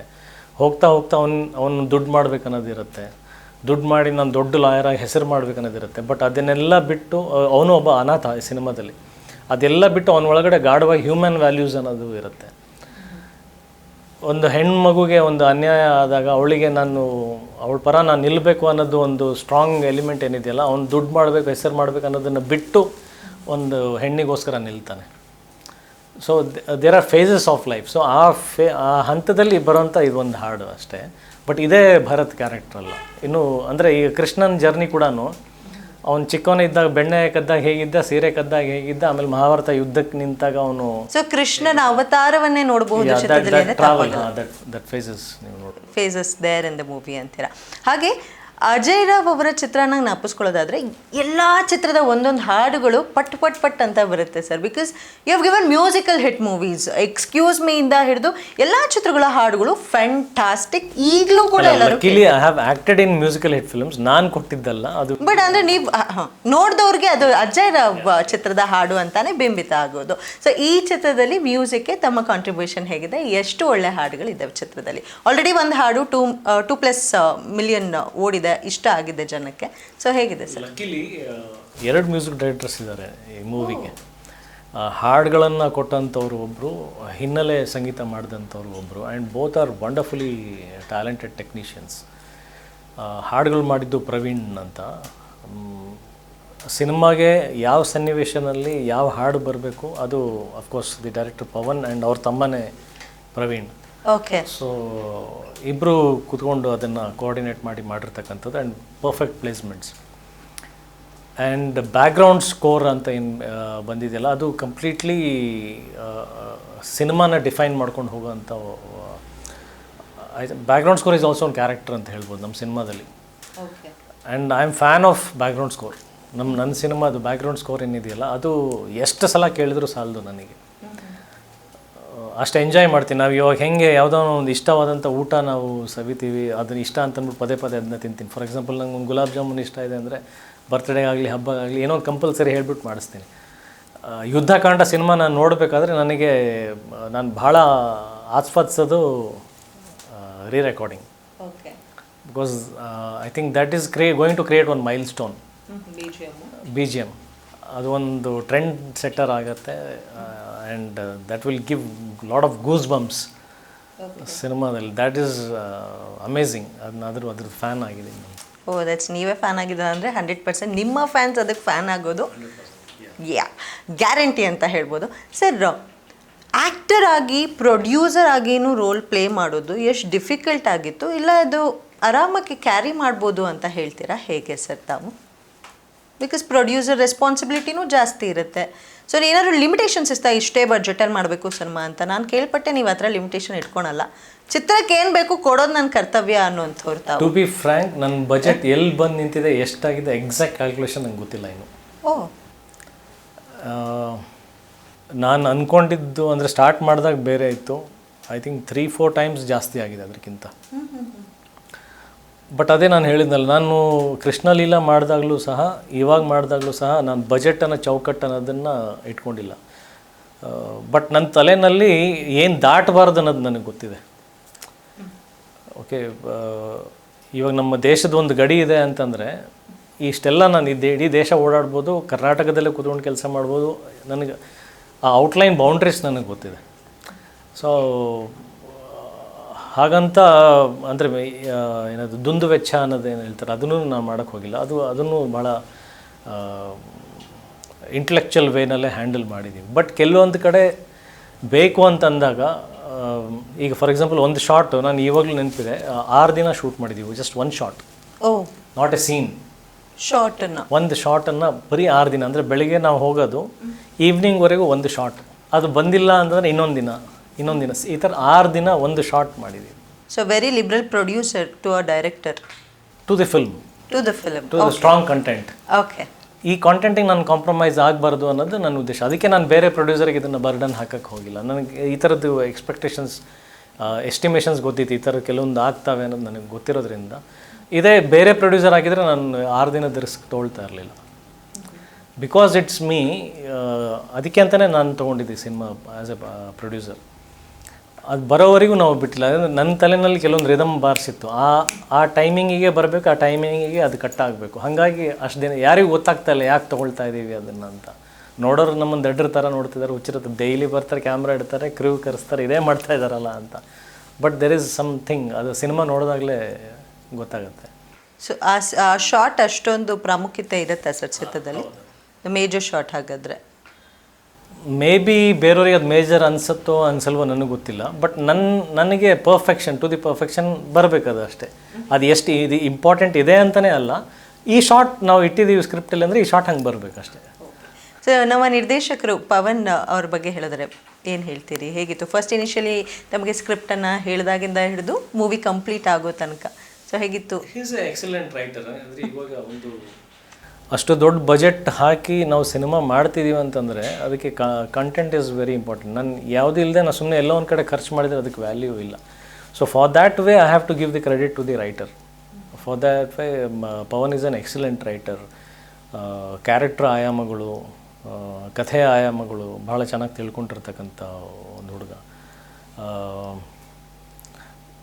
ಬಟ್ ಆ ಅದೇ ನಾನು ಹೇಳೋದು. ಬಟ್ ಆ ಡ್ರೀಮಿಗೆ ಏನಾಗುತ್ತೆ, ಕೆಲವೊಂದು ಸಲ ಅವ್ರಿಗೆ ಮುಜುಗರ ಇರುತ್ತೆ. ನಾನು ಇದು ಬಜೆಟ್ ಕ್ರಾಸ್ ಆಗಿಬಿಟ್ರೆ ನನ್ನ ಮುಂದಿನ ಕೆಲಸಗಳು ಹೇಗಿರುತ್ತೆ, ನನ್ನ ಕರಿಯರ್ ಹೇಗಿರುತ್ತೆ, ಖರ್ಚು ಮಾಡಿಸ್ಬಿಡ್ತಾನಪ್ಪ ಪ್ರೊಡ್ಯೂಸರಿಗೆ, ಈಗ ಭಯ ಇರುತ್ತೆ. ಕೆಲವೊಂದು ಕಡೆ ಮಾಡಿಸ್ದೆ ಹೋಗ್ಬಿಟ್ರೆ ನನ್ನ ಕರಿಯರ್ ಹೋಗ್ಬಿಡುತ್ತೆ. ಸೊ ಈ ಗೊಂದಲಗಳು ಎಲ್ಲ ಇರುತ್ತಲ್ಲ, ಫಾರ್ ದ್ಯಾಟ್ ರೀಸನ್ ಒಂದು ಸಪೋರ್ಟಿವ್ ಆಗಿ ನಾವು ನಿಲ್ಲಬೇಕಾಗತ್ತೆ. ಹಾಗಾಗಿ ನೋಡೋರಿಗೆ ಬೇರೆಯವ್ರಿಗೆ ನಾನು ಡೈರೆಕ್ಷನಲ್ಲಿ ಇನ್ವಾಲ್ವ್ ಆಗ್ತಿದ್ದೀನಿ ಅಂತ ಅನ್ಸತ್ತೆ ಬಿಟ್ಟರೆ, ಕೆಲವೊಂದು ಸಲ ಅವ್ರದ್ದು ಇನ್ಸೆಕ್ಯೂರಿಟಿಗಳನ್ನು ನಾವು ಬೆನ್ತಟ್ಟಿ ಫುಲ್ಫಿಲ್ ಮಾಡೋದಕ್ಕೆ ನಿಂತಿರೋದು. ಅಷ್ಟು ಬಿಟ್ಟರೆ very happy with the total team, director, music director, background score ಮಾಡಿದಂಥ Hemanth, Jois and all artist. In that way very happy with the crew. Sir, artist ಅಂದ ತಕ್ಷಣ ಸೊ ಈ ಥರ ಒಂದು ಕಂಟೆಂಟ್ ಬೇಸ್ಡ್ ಸಿನಿಮಾದಲ್ಲಿ ಬರೀ ಹೀರೋ ಕ್ಯಾರೆಕ್ಟರ್ ಮಾತ್ರ ಪ್ರಾಮುಖ್ಯತೆ ವಹಿಸಲ್ಲ, ಬೇರೆ ಕ್ಯಾರೆಕ್ಟರು ಕೂಡ ಮೇಜರ್ ರೋಲ್ನ ಪ್ಲೇ ಮಾಡುತ್ತೆ. ಸೊ ಬೇರೆ ಯಾವ್ಯಾವ ಕ್ಯಾರೆಕ್ಟರ್ಗಳಿದ್ದಾರೆ, ಏನು ಕತೆ, ಅದ್ರ ಬಗ್ಗೆ ಹೇಳಿದೆ. 30% ಆಫ್ ದ ಫಿಲ್ಮ್ ನಾನಿಲ್ಲ, ಓ ಸ್ಕ್ರೀನ್ ಮೇಲೆ ಇಲ್ಲ. 30% of the film it's more of the female orientation. ನನಗಿಂತ mostly screen presence Archana Jois ಅವ್ರದ್ದು ಜಾಸ್ತಿ ಇದೆ. ಓಕೆ ಓಕೆ ನಾನು ಆ ಥರದಲ್ಲಿ ನೋಡೋಕೆ ಹೋದರೆ ಆಮಿರ್ ಖಾನ್ ಅವ್ರದ್ದು ತುಂಬ ದೊಡ್ಡ ಫ್ಯಾನ್ ಈ ಥರದ ವಿಚಾರಗಳಲ್ಲಿ. ಈಗ ನಾವು 3 Idiots ಸಿನಿಮಾ ನೋಡಿದರೆ ಮೋಸ್ಟ್ ಆಫ್ ದಿ ಸಿನಿಮಾ ಅವ್ರು ಇಲ್ಲವೇ ಇಲ್ಲ, ಆನ್ ಸ್ಕ್ರೀನ್ ಫಿಸಿಕಲ್ ಅಪಿಯರೆನ್ಸೇ ಇಲ್ಲ ಅವ್ರದ್ದು ಆ್ಯಕ್ಚುಲಿ. ಈವನ್ ಈ ಸಿನಿಮಾ ತೊಗೊಂಡಾಗ ಕಥೆ ಅದೇ, ನಾನು ಸ್ಕ್ರಿಪ್ಟ್ ಕೇಳಿದಾಗ ಬೇರೆ ಪ್ರೊಡ್ಯೂಸರ್ಸ್ ಆಗಿದ್ದರೆ ಅವ್ರು ಕೇಳಿದರೆ ಎಲ್ಲಿ ಗುರು ನೀವೇ ಇಲ್ವಲ್ಲ ಪಿಕ್ಚರಲ್ಲಿ, ಜಾಸ್ತಿ ಅವರೇ ಇದ್ದಾರಲ್ಲ ಅಂತ ಹೇಳ್ತಾರೆ. But I know what values I am going to tell, ಅದು ಇಂಪಾರ್ಟೆಂಟ್ ನನಗೆ. ಹೀರೋ ಆದವನು ಬರೀ ಆನ್ ಸ್ಕ್ರೀನಲ್ಲಿ ಅವ್ನು ಡೈಲಾಗ್ಸ್ ಹೇಳಿ ಬಂದು ಫೈಟ್ ಮಾಡಿದರೆ ಮಾತ್ರ ಹೀರೋ ಅಲ್ಲ. ಕೆಲವೊಂದು ಸಮಾಜಕ್ಕೆ ನಾವು ಕನ್ನಡಿ ಎತ್ತಿ ಹಿಡಿಯೋದಿದೆಯಲ್ಲ, that is also real heroism. ಏನು ನಡೀತಾ ಇದೆ ಪ್ರಪಂಚದಲ್ಲಿ. ಸೊ ನನ್ನ ಆಬ್ಸೆನ್ಸ್ ಅಲ್ಲಿ ಪ್ರಪಂಚ ಕನ್ನಡಿ ಎತ್ತಿ ಹಿಡಿತಾ ಇದೆ. ಸೊ ನನಗೆ ಆ ವಿಚಾರ ಗೊತ್ತಿರೋದ್ರಿಂದ I am okay with that absence. That's nice. But ಯಾರು ಇಷ್ಟು ಸುಲಭವಾಗಿ ಒಪ್ಕೊಳಲ್ಲ ಅಲ್ಲ ಸರ್. ಸೊ ನಾನು ಹೀರೋ ಕಾಣಿಸ್ಕೊಳ್ತಿರೋ ಚಿತ್ರ, ನಾನೇ ಪ್ರೊಡ್ಯೂಸ್ ಮಾಡ್ತಿರೋ ಚಿತ್ರ, ನಾನೇ ಜಾಸ್ತಿ ಕಾಣಿಸ್ಕೊಳ್ಬೇಕು ಅನ್ನೋದು ಇರುತ್ತೆ. ನಾಟ್ ದ್ಯಾಟ್ ಎಲ್ಲರಿಗೂ ಇರುತ್ತೆ ಅಂತಲ್ಲ, ಬಟ್ ಸಾಮಾನ್ಯವಾಗಿ ಇರುತ್ತೆ. ಬಟ್ ಆ ಥರ ನೀವು ಇಟ್ಕೊಳ್ದಿರ ಕಾಂಟೆಂಟ್ ಮುಖ್ಯ ಆ ಥರ ಅಂದಿದ್ದು ನಿಮ್ಮ ದೊಡ್ಡತನ ಅಲ್ಲ. ಅದೇ ನಾನು ಮೊದಲನೇ ಉತ್ತರಕ್ಕೆ ಬರ್ತೀನಿ. ಸಿನಿಮಾ ನಾನು ಅದೇ ನಾನು ನೋಡೋದು it's A very powerful tool, ಒಂದು ವೆಪನ್. ದೇವರ ಶಕ್ತಿ ಕೊಟ್ಟಿರಬೇಕಾದ್ರೆ ನಾವು ಆ ಟೂಲ್, ಆ ವೆಪನ್ನ ಸರಿಯಾದ ರೀತಿಯಲ್ಲಿ ಬಳಸ್ಕೋಬೇಕು. ಇದರಿಂದ ಸಮಾಜಕ್ಕೆ ಬದಲಾವಣೆ ಆಗುತ್ತೆ ಅಂತಂದರೆ that is real heroism to me. Ajay ಒಂದು ಸಿನಿಮಾ ಪ್ರೊಡ್ಯೂಸ್ ಮಾಡಿ ಸಮಾಜಕ್ಕೆ ಒಂದು ಬದಲಾವಣೆ ತರ್ತಾನೆ ಅಂತನ್ನೋದೇ ನನಗೆ ಒಂದು heroism credit. So for that reason ನಾನು ಇಡೀ ಸಿನಿಮಾದಲ್ಲಿ ಕಾಣಿಸ್ಕೊಳ್ದೆ ಹೋದರೂ ನನಗೆ ಚಿಂತೆ ಇಲ್ಲ. ಆ ಥರದ ಸಿನಿಮಾ ನನ್ನ ಪ್ರೊಡಕ್ಷನ್ ಸಂಸ್ಥೆಯಿಂದ ಬರಬೇಕನ್ನೋದು ನನ್ನ ಒಂದು. That's great sir. ಸರ್ ಹಾಗೆ ಚಿತ್ರದ ಚಿತ್ರೀಕರಣಕ್ಕಾಗಿ ಎಲ್ಲೆಲ್ಲ ಹೋಗಿದ್ರಿ, ಏನು ಕತೆ, ಎಲ್ಲೆಲ್ಲ? ಇಡೀ ಸಿನಿಮಾ ಶೂಟ್ ಆಗಿರೋದು ಬೆಂಗಳೂರಲ್ಲೇ, ಬಟ್ ತುಂಬ ಎನಿಗ್ಮ್ಯಾಟಿಕ್ ಸೆಟ್ಸಲ್ಲಿ ಮಾಡಿದ್ದೀವಿ. ಲೈಕ್ ಈಚ್ ಆ್ಯಂಡ್ ಎವ್ರಿ ಮನೆ ನಾವು ಹೋದ್ರು ಅದು ಕೆಲವೊಂದು, ಇವಾಗ ಶ್ರೀಮಂತ ಲಾಯರಿನ ಮನೆ, ನಾನು ತುಂಬ ಬಡವ, ನನ್ನ ಮನೆ, ಎಲ್ಲವನ್ನೂ ಸೆಟ್ಟಲ್ಲೇ ಮಾಡಿರೋದು. ಇವಾಗ ನನ್ನ ಮನೆ ನೋಡಿದರೆ ಅದು ಬಹುಶಃ ಎಷ್ಟೊಂದು ಜನಕ್ಕೆ ಸೆಟ್ ಅನ್ಸಲ್ಲ. ಅದು ಇಲ್ಲ ಅನ್ಸಲ್ಲ, ಸೆಟ್. ಯಾಕೆಂದರೆ ನಾವು ನನ್ನ ಕ್ಯಾರೆಕ್ಟ್ರಿಗೆ ಡಿಫೈನ್ ಮಾಡೋದಕ್ಕೆ ಅದಕ್ಕೆ ಒಂದು ಕಲರ್ ಪ್ಯಾಲೆಟ್ಟು, ನಂದು ಇಡೀ ಕಾಸ್ಟ್ಯೂಮ್ಸ್ ಆಗಿರ್ಬೋದು, ನನ್ನ ಮನೆ ಬ್ಯಾಕ್ಗ್ರೌಂಡ್ ಆಗಿರ್ಬೋದು, ನನ್ನ ಮನೆಯಲ್ಲಿ ಇರ್ತಕ್ಕಂಥ properties, everything has to go in synchronization. ಈಗ ಪ್ರಕಾಶ್ ಬೆಲ್ವಾಡಿ ಅವ್ರ ಮನೆ ಸೆಟ್ಟು, ಹೀರೋಯಿನ್ ಮನೆ ಸೆಟ್ಟು, ಅರ್ಚನಾ ಅವ್ರ ಮನೆ ಸೆಟ್ಟು, ನನ್ನ ಮನೆ set, court room set, everything is short in sets. Because ನಮಗೆ ಆ ಕಲರ್ ಪ್ಯಾಲೆಟ್ಟು, ಆ ಡೆಫಿನೇಷನ್, ಕ್ಯಾರೆಕ್ಟರ್ ಡೆಫಿನೇಷನ್, ಅವ್ರ ಮನೆ, ಅವ್ರು ಯೂಸ್ ಮಾಡೋಂಥ ಪ್ರಾಪರ್ಟಿ, ಅವ್ರ ಡ್ರೆಸ್ಸಲ್ಲಿ ಡಿಫೈನ್ ಮಾಡಬೇಕಾಗಿತ್ತು. ಪ್ಲಸ್ ಎವ್ರಿಥಿಂಗ್ ನಮ್ಮ ಕಂಟ್ರೋಲಲ್ಲಿ ಇರಬೇಕಾಗಿತ್ತು. ಯಾವುದೋ ಒಂದು ಮನೆ ಹೈರ್ ಮಾಡ್ತೀವಿ ನಾವು, ಒಂದು ತಿಂಗಳಾದ್ಮೇಲೆ ನಾವು ಎಡಿಟ್ ಮಾಡಿಕೊಂಡು ವಾಪಸ್ ಬಂದಮೇಲೆ ಆ ಮನೆ ಮೋಸ್ಟ್ಲಿ ಹಾಗಿರಲಿಕ್ಕಿಲ್ಲ. ಬಟ್ ಸೆಟ್ ಅನ್ನೋದಿದ್ದಾಗ ನಾವು ಇಡೀ ಆ ಜಾಗ ನಮ್ಮ ಕಂಟ್ರೋಲಲ್ಲಿ ಇರುತ್ತೆ. ನಾವು ಎಷ್ಟು ಸಲ ಬೇಕಾದರೂ ಶೂಟ್ ಮಾಡ್ಬೋದು, ಪ್ಯಾಷನೆಟಾಗಿ we can make a film. So ಹಾಗಾಗಿ the budget has maximum gone on set. And ಇಡೀ ಬೆಂಗಳೂರು ಬಿಟ್ಟು ಎಲ್ಲೂ ಹೋಗಿಲ್ಲ ನಾವು ಆಚೆ. ಸೊ ಹೊಸ ವರ್ಷ, ಹೊಸತನ, ತಮ್ಮ 2ನೇ ಪ್ರೊಡ್ಯೂಸ್ ಮಾಡ್ತಿರುವಂಥ ಚಿತ್ರ ರಿಲೀಸ್ ಆಗ್ತದೆ. ಸೊ ತಮಗೆ ವೈಯಕ್ತಿಕವಾಗಿ ಯುಗಾದಿ ಹಬ್ಬ ಅಂದ ತಕ್ಷಣ ಏನು ಅನಿಸುತ್ತೆ? ಸೊ ಹೇಗಿತ್ತು ಸರ್ ನಿಮ್ಮ ಚೈಲ್ಡ್ಹುಡ್ಡಲ್ಲಿ ಈ ಹಬ್ಬ? ನನಗೆ ಯೂಶಲಿ ಯಾವ ಹಬ್ಬ ಅಷ್ಟು ಮೆಮೊರೇಬಲ್ ಅಂತ ಅಂದರೆ ಈ ಹಬ್ಬ ಬೇವು ಬೆಲ್ಲ ಹಬ್ಬ ಅಲ್ವಾ? ಸೊ ಹಾಂ, ಅದು ಸಂಪ್ರದಾಯ ಫಾಲೋ ಮಾಡ್ತೀವಿ ಮನೆಯಲ್ಲಿ. It's A culture. ನಾವು ಒಂದು ಪರಂಪರೆಯಿಂದ, ನಮ್ಮ ತಲತಲಾಂತರದಿಂದ ಮತ್ತು ನಮ್ಮ ಹಿರಿಯರು ಆಚರಿಸ್ಕೊಂಡು ಬರ್ತಿರ್ತಕ್ಕಂಥ ಹಬ್ಬಗಳು, ಇಟ್ ಈಸ್ ಅವರ್ ಡ್ಯೂಟಿ. ನಾನು ಅದನ್ನು ಒಂದು ಡ್ಯೂಟಿ ಹಾಗೆ ನೋಡ್ತೀನಿ ಹೊರತು ನಾನು ಪ್ರತಿ ಸಲ ಈ ಹೊಸ ವರ್ಷ ಅಂತ ಬಂದಾಗ ಅಥವಾ ಹುಟ್ಟು ಹಬ್ಬ ಅಂತ ಬಂದಾಗ ನಾನು ಯಾವಾಗಲೂ ಕಾಡೋದು ಏನು ಸಾಧನೆ ಮಾಡಿದೆ ಅನ್ನೋದೇ ಬರುತ್ತೆ ಹೊರತು I don't take it as A celebration. I take it as A duty. ಒಂದು ಮಾರಲ್ ಡ್ಯೂಟಿ, ಒಂದು ಸಂಪ್ರದಾಯ ನಡ್ಸ್ಕೊಂಡು ಬರಬೇಕು ಅನ್ನೋದು ಬಿಟ್ಟರೆ ಪ್ರತಿ ಸಲ ಒಂದು ಹಬ್ಬ ಅಂತ ಬಂದಾಗ ಒಂದು ವರ್ಷ ಮುಗೀತು, ಒಂದು ಆಯಸ್ಸು ಜಾಸ್ತಿ ಆಯಿತು, ಸಾಧನೆ ಮಾಡಬೇಕು, ಗೊತ್ತಿಲ್ಲ ನನ್ನ ತಲೆಯಲ್ಲಿ ಅದು ಕಾಡ್ತಾ ಇರುತ್ತೆ. ಆ್ಯಂಡ್ ಹಬ್ಬ ಸಂಭ್ರಮಿಸಬೇಕು ಅಂದರೆ ಸೆಲೆಬ್ರೇಟ್ ಮಾಡಬೇಕು. ಯಾರಂದರೆ ನಮ್ಮ ಫ್ಯಾಮಿಲಿಯವರು. ಟು ಮೀ ನಾನು ಒಬ್ಬ ಜವಾಬ್ದಾರಿ ಇರೋಂಥ ವ್ಯಕ್ತಿ, ಅಂದರೆ ಸಮಾಜಕ್ಕಾಗಿರ್ಬೋದು, ಮನೆಯಲ್ಲಾಗಿರ್ಬೋದು, ಪ್ರತಿ ಸಲ ಅವರ ಸಂಭ್ರಮ, ಅವ್ರ ಸೆಲೆಬ್ರೇಷನ್ ಜಾಸ್ತಿ ಆಗಬೇಕು ಅನ್ನೋದು ನನ್ನ ಒಂದು ನಂಬಿಕೆ. ನಾನು ಎಷ್ಟು ಸೆಲೆಬ್ರೇಟ್ ಮಾಡಿದೆ ಬಿಟ್ಟೆ ನನಗೆ ಅದು ಅಂದರೆ ಐ ಹೋಪ್ ಯು ಅಂಡರ್ಸ್ಟ್ಯಾಂಡ್ ಯಾವ ರೀತಿಯಲ್ಲಿ ಹೇಳ್ತಾ ಇದ್ದೀನಿ ಅಂತ. ಸೆಲೆಬ್ರೇಷನ್ ಮಾಡಬಾರ್ದು ಅನ್ನೋದು ಹೇಳ್ತಾ ಇಲ್ಲ ನಾನು. ಗೊತ್ತಿಲ್ಲ, ನನ್ನ ವೈಯಕ್ತಿಕವಾಗಿ ನಾನು ಸೆಲೆಬ್ರೇಟ್ ಮಾಡಲ್ಲ, ಇನ್ನೊಬ್ರು ಸೆಲೆಬ್ರೇಟ್ ಮಾಡ್ತಾ ಇದ್ದಾರೆ. ಹಬ್ಬ ಮಾಡೋದು ನೋಡಿದ್ರೆ ಪ್ರತಿ ವರ್ಷ ಮನೆಯಲ್ಲಿ ಜಾಸ್ತಿ ಆಗ್ತಾ ಇದ್ರೆ ನಂಗೆ ಖುಷಿ ಆಗುತ್ತೆ, ಓ ಸಾಧನೆ ಆಗಿದೆ ಅಂತ ಅಷ್ಟೇ. ಆ ಥರ. ಸೊ ಮನೇಲಿ ಮಗಳು ಇದ್ದಾಳೆ, ಸೊ ಹಬ್ಬ ಅಂದ ತಕ್ಷಣ ಅದೊಂದು ಮಕ್ಕಳಿರೋ ಮನೇಲಿ ಹಬ್ಬದ ಚಾಮ್ ತುಂಬ ಜಾಸ್ತಿ ಇರುತ್ತೆ. ಸೊ ಸರ್, ತಾವು ಡಯಟ್ ಫ್ರೀಕಾ? ಡಯಟ್ ಫ್ರೀಕ್ ಅಂತಂದರೆ ನಾನು ತಿನ್ನಬಾರ್ದು ಅನ್ನೋದಲ್ಲ, ನನ್ನ ಆಸೆನೇ ಅಷ್ಟು. ಅಂದರೆ ನಾನು ಅದ್ರ ಮೇಲೆ ನಾನು ತಿನ್ಬೇಕಂತಲೇ ನಾನು ಬಯಸಲ್ಲ. ಮೈ ಸಿಂಪ್ಲಿಸಿಟಿ ಲೈಫ್ ಸ್ಟೈಲ್ ಹಂಗೆ ಇದೆ ಅಷ್ಟೇ. Simplicity life automatic by default diet person by birth. So ಎಷ್ಟು ಲಕ್ಕಿ ತಾವು. ಎಷ್ಟೊಂದು ಜನ ಎಷ್ಟೆಲ್ಲ ಕಸರತ್ತು ಮಾಡ್ತಾರೆ to be fit, but you look always fit. ಒಂದೇ ಥರ ಕಾಣಿಸ್ತೀರಾ ಸರ್. ನಾನು ನಿಮ್ಮನ್ನ ರೋಸ್ ಮೂವಿ ಟೈಮ್ನಲ್ಲಿ ಇಂಟರ್ವ್ಯೂ ಮಾಡಿದಾಗಲೂ ಅಲ್ಲ, ನಾನು ಸ್ಕೂಲ್ ಟೈಮಿಂದ ಇವತ್ತುವರೆಗೆ ನಾನು ಏನು ತಿಂತಾ ಇದೆ, ಎಷ್ಟು ತಿಂತಾ ಇದೆ ಅದೇ ಇದೆ. ಓಕೆ, ಚೇಂಜೇ ಆಗಿಲ್ಲ ಅದು. ಸೊ ಹಬ್ಬ ಅಂದ ತಕ್ಷಣ ಯಾವುದಾದ್ರೂ ಒಂದು ಸ್ವೀಟ್ ಕ್ರೇವಿಂಗ್ ಆ ಥರ ಏನಿಲ್ಲ? ತಿಂತೀನಿ ಸ್ವೀಟ್ ಕ್ರೇವಿಂಗ್. ಯಾವ ಸ್ವೀಟ್ ನನಗೆ ಹೋಳಿಗೆ ಮತ್ತು ಗುಲಾಬ್ ಜಾಮೂನ್ ತುಂಬ ಇಷ್ಟ ನನಗೆ. ಓಕೆ, ಸೊ ಹಾಗಾದರೆ ಯುಗಾದಿ ಹಬ್ಬಕ್ಕೆ ಕಂಪಲ್ಸರಿ ಅವೆರಡು ಇದ್ದೇ ಇರುತ್ತಾ ಮನೇಲಿ? ಮನೇಲಿ ಹಬ್ಬಕ್ಕೆ ಸೂಪರ್. ತಾವೇನಾದರೂ ಅಡುಗೆ ಮನೆಗೆ ಹೋಗ್ತೀರಾ? ಹೋಗ್ತೀನಿ, ಬಟ್ ಇವೆಲ್ಲ ಏನಂತಾರೆ ಸ್ಪೆಷಲ್ ಅಡುಗೆಗಳು ಮಾಡೋಕ್ಕೆ ಬರೋದು. ಟಿಪಿಕಲ್ ಫುಡ್ಸ್ ಎಲ್ಲ ಓಕೆ, ಬೇಸಿಕ್ ಬದುಕೋದಕ್ಕೆ ಏನು ಬೇಕೋ ಅದು ನಮಗೆ ಮಾಡ್ಕೊಳ್ಳೋದು ಗೊತ್ತಿದೆ. ಸೊ ತಮ್ಮ ಧರ್ಮಪತ್ನಿಗೆ ತಾವು ಮಾಡ್ಕೊಂಡಂತಹ ಯಾವ ಅಡುಗೆ ಸಿಕ್ಕಾಪಟ್ಟೆ ಇಷ್ಟ ಆಗಿದೆ, ಯಾವ್ದು ಮಾಡಿಕೊಟ್ಟಿದ್ದೀರಾ ಸರ್? ಅವಳಿಗೆ ಯೂಶಲಿ ನಾನು ಮಾಡೋದು ಎಗ್ ಫ್ರೈಡ್ ರೈಸ್ ತುಂಬ ಇಷ್ಟ ಅವಳಿಗೆ. ಓಕೆ, ಕೆಲವೊಂದ್ಸಲ ಕೇಳಿ ಮಾಡಿಸ್ಕೊಳ್ತಾಳೆ ನನ್ನ ಕೈಯಿಂದ. ಸೊ ಫ್ಯಾಮಿಲಿ ತುಂಬ ಸಪೋರ್ಟಿವ್ ಆಗಿರಬೇಕು ಇಂಥ ಫೀಲ್ಡ್ನಲ್ಲಿರೋ, ಸಿನಿಮಾ ಇಂಡಸ್ಟ್ರಿಲಿರೋರಿಗೆ. So how supportive is your family? ಅಲ್ಲ, 100% they are supportive.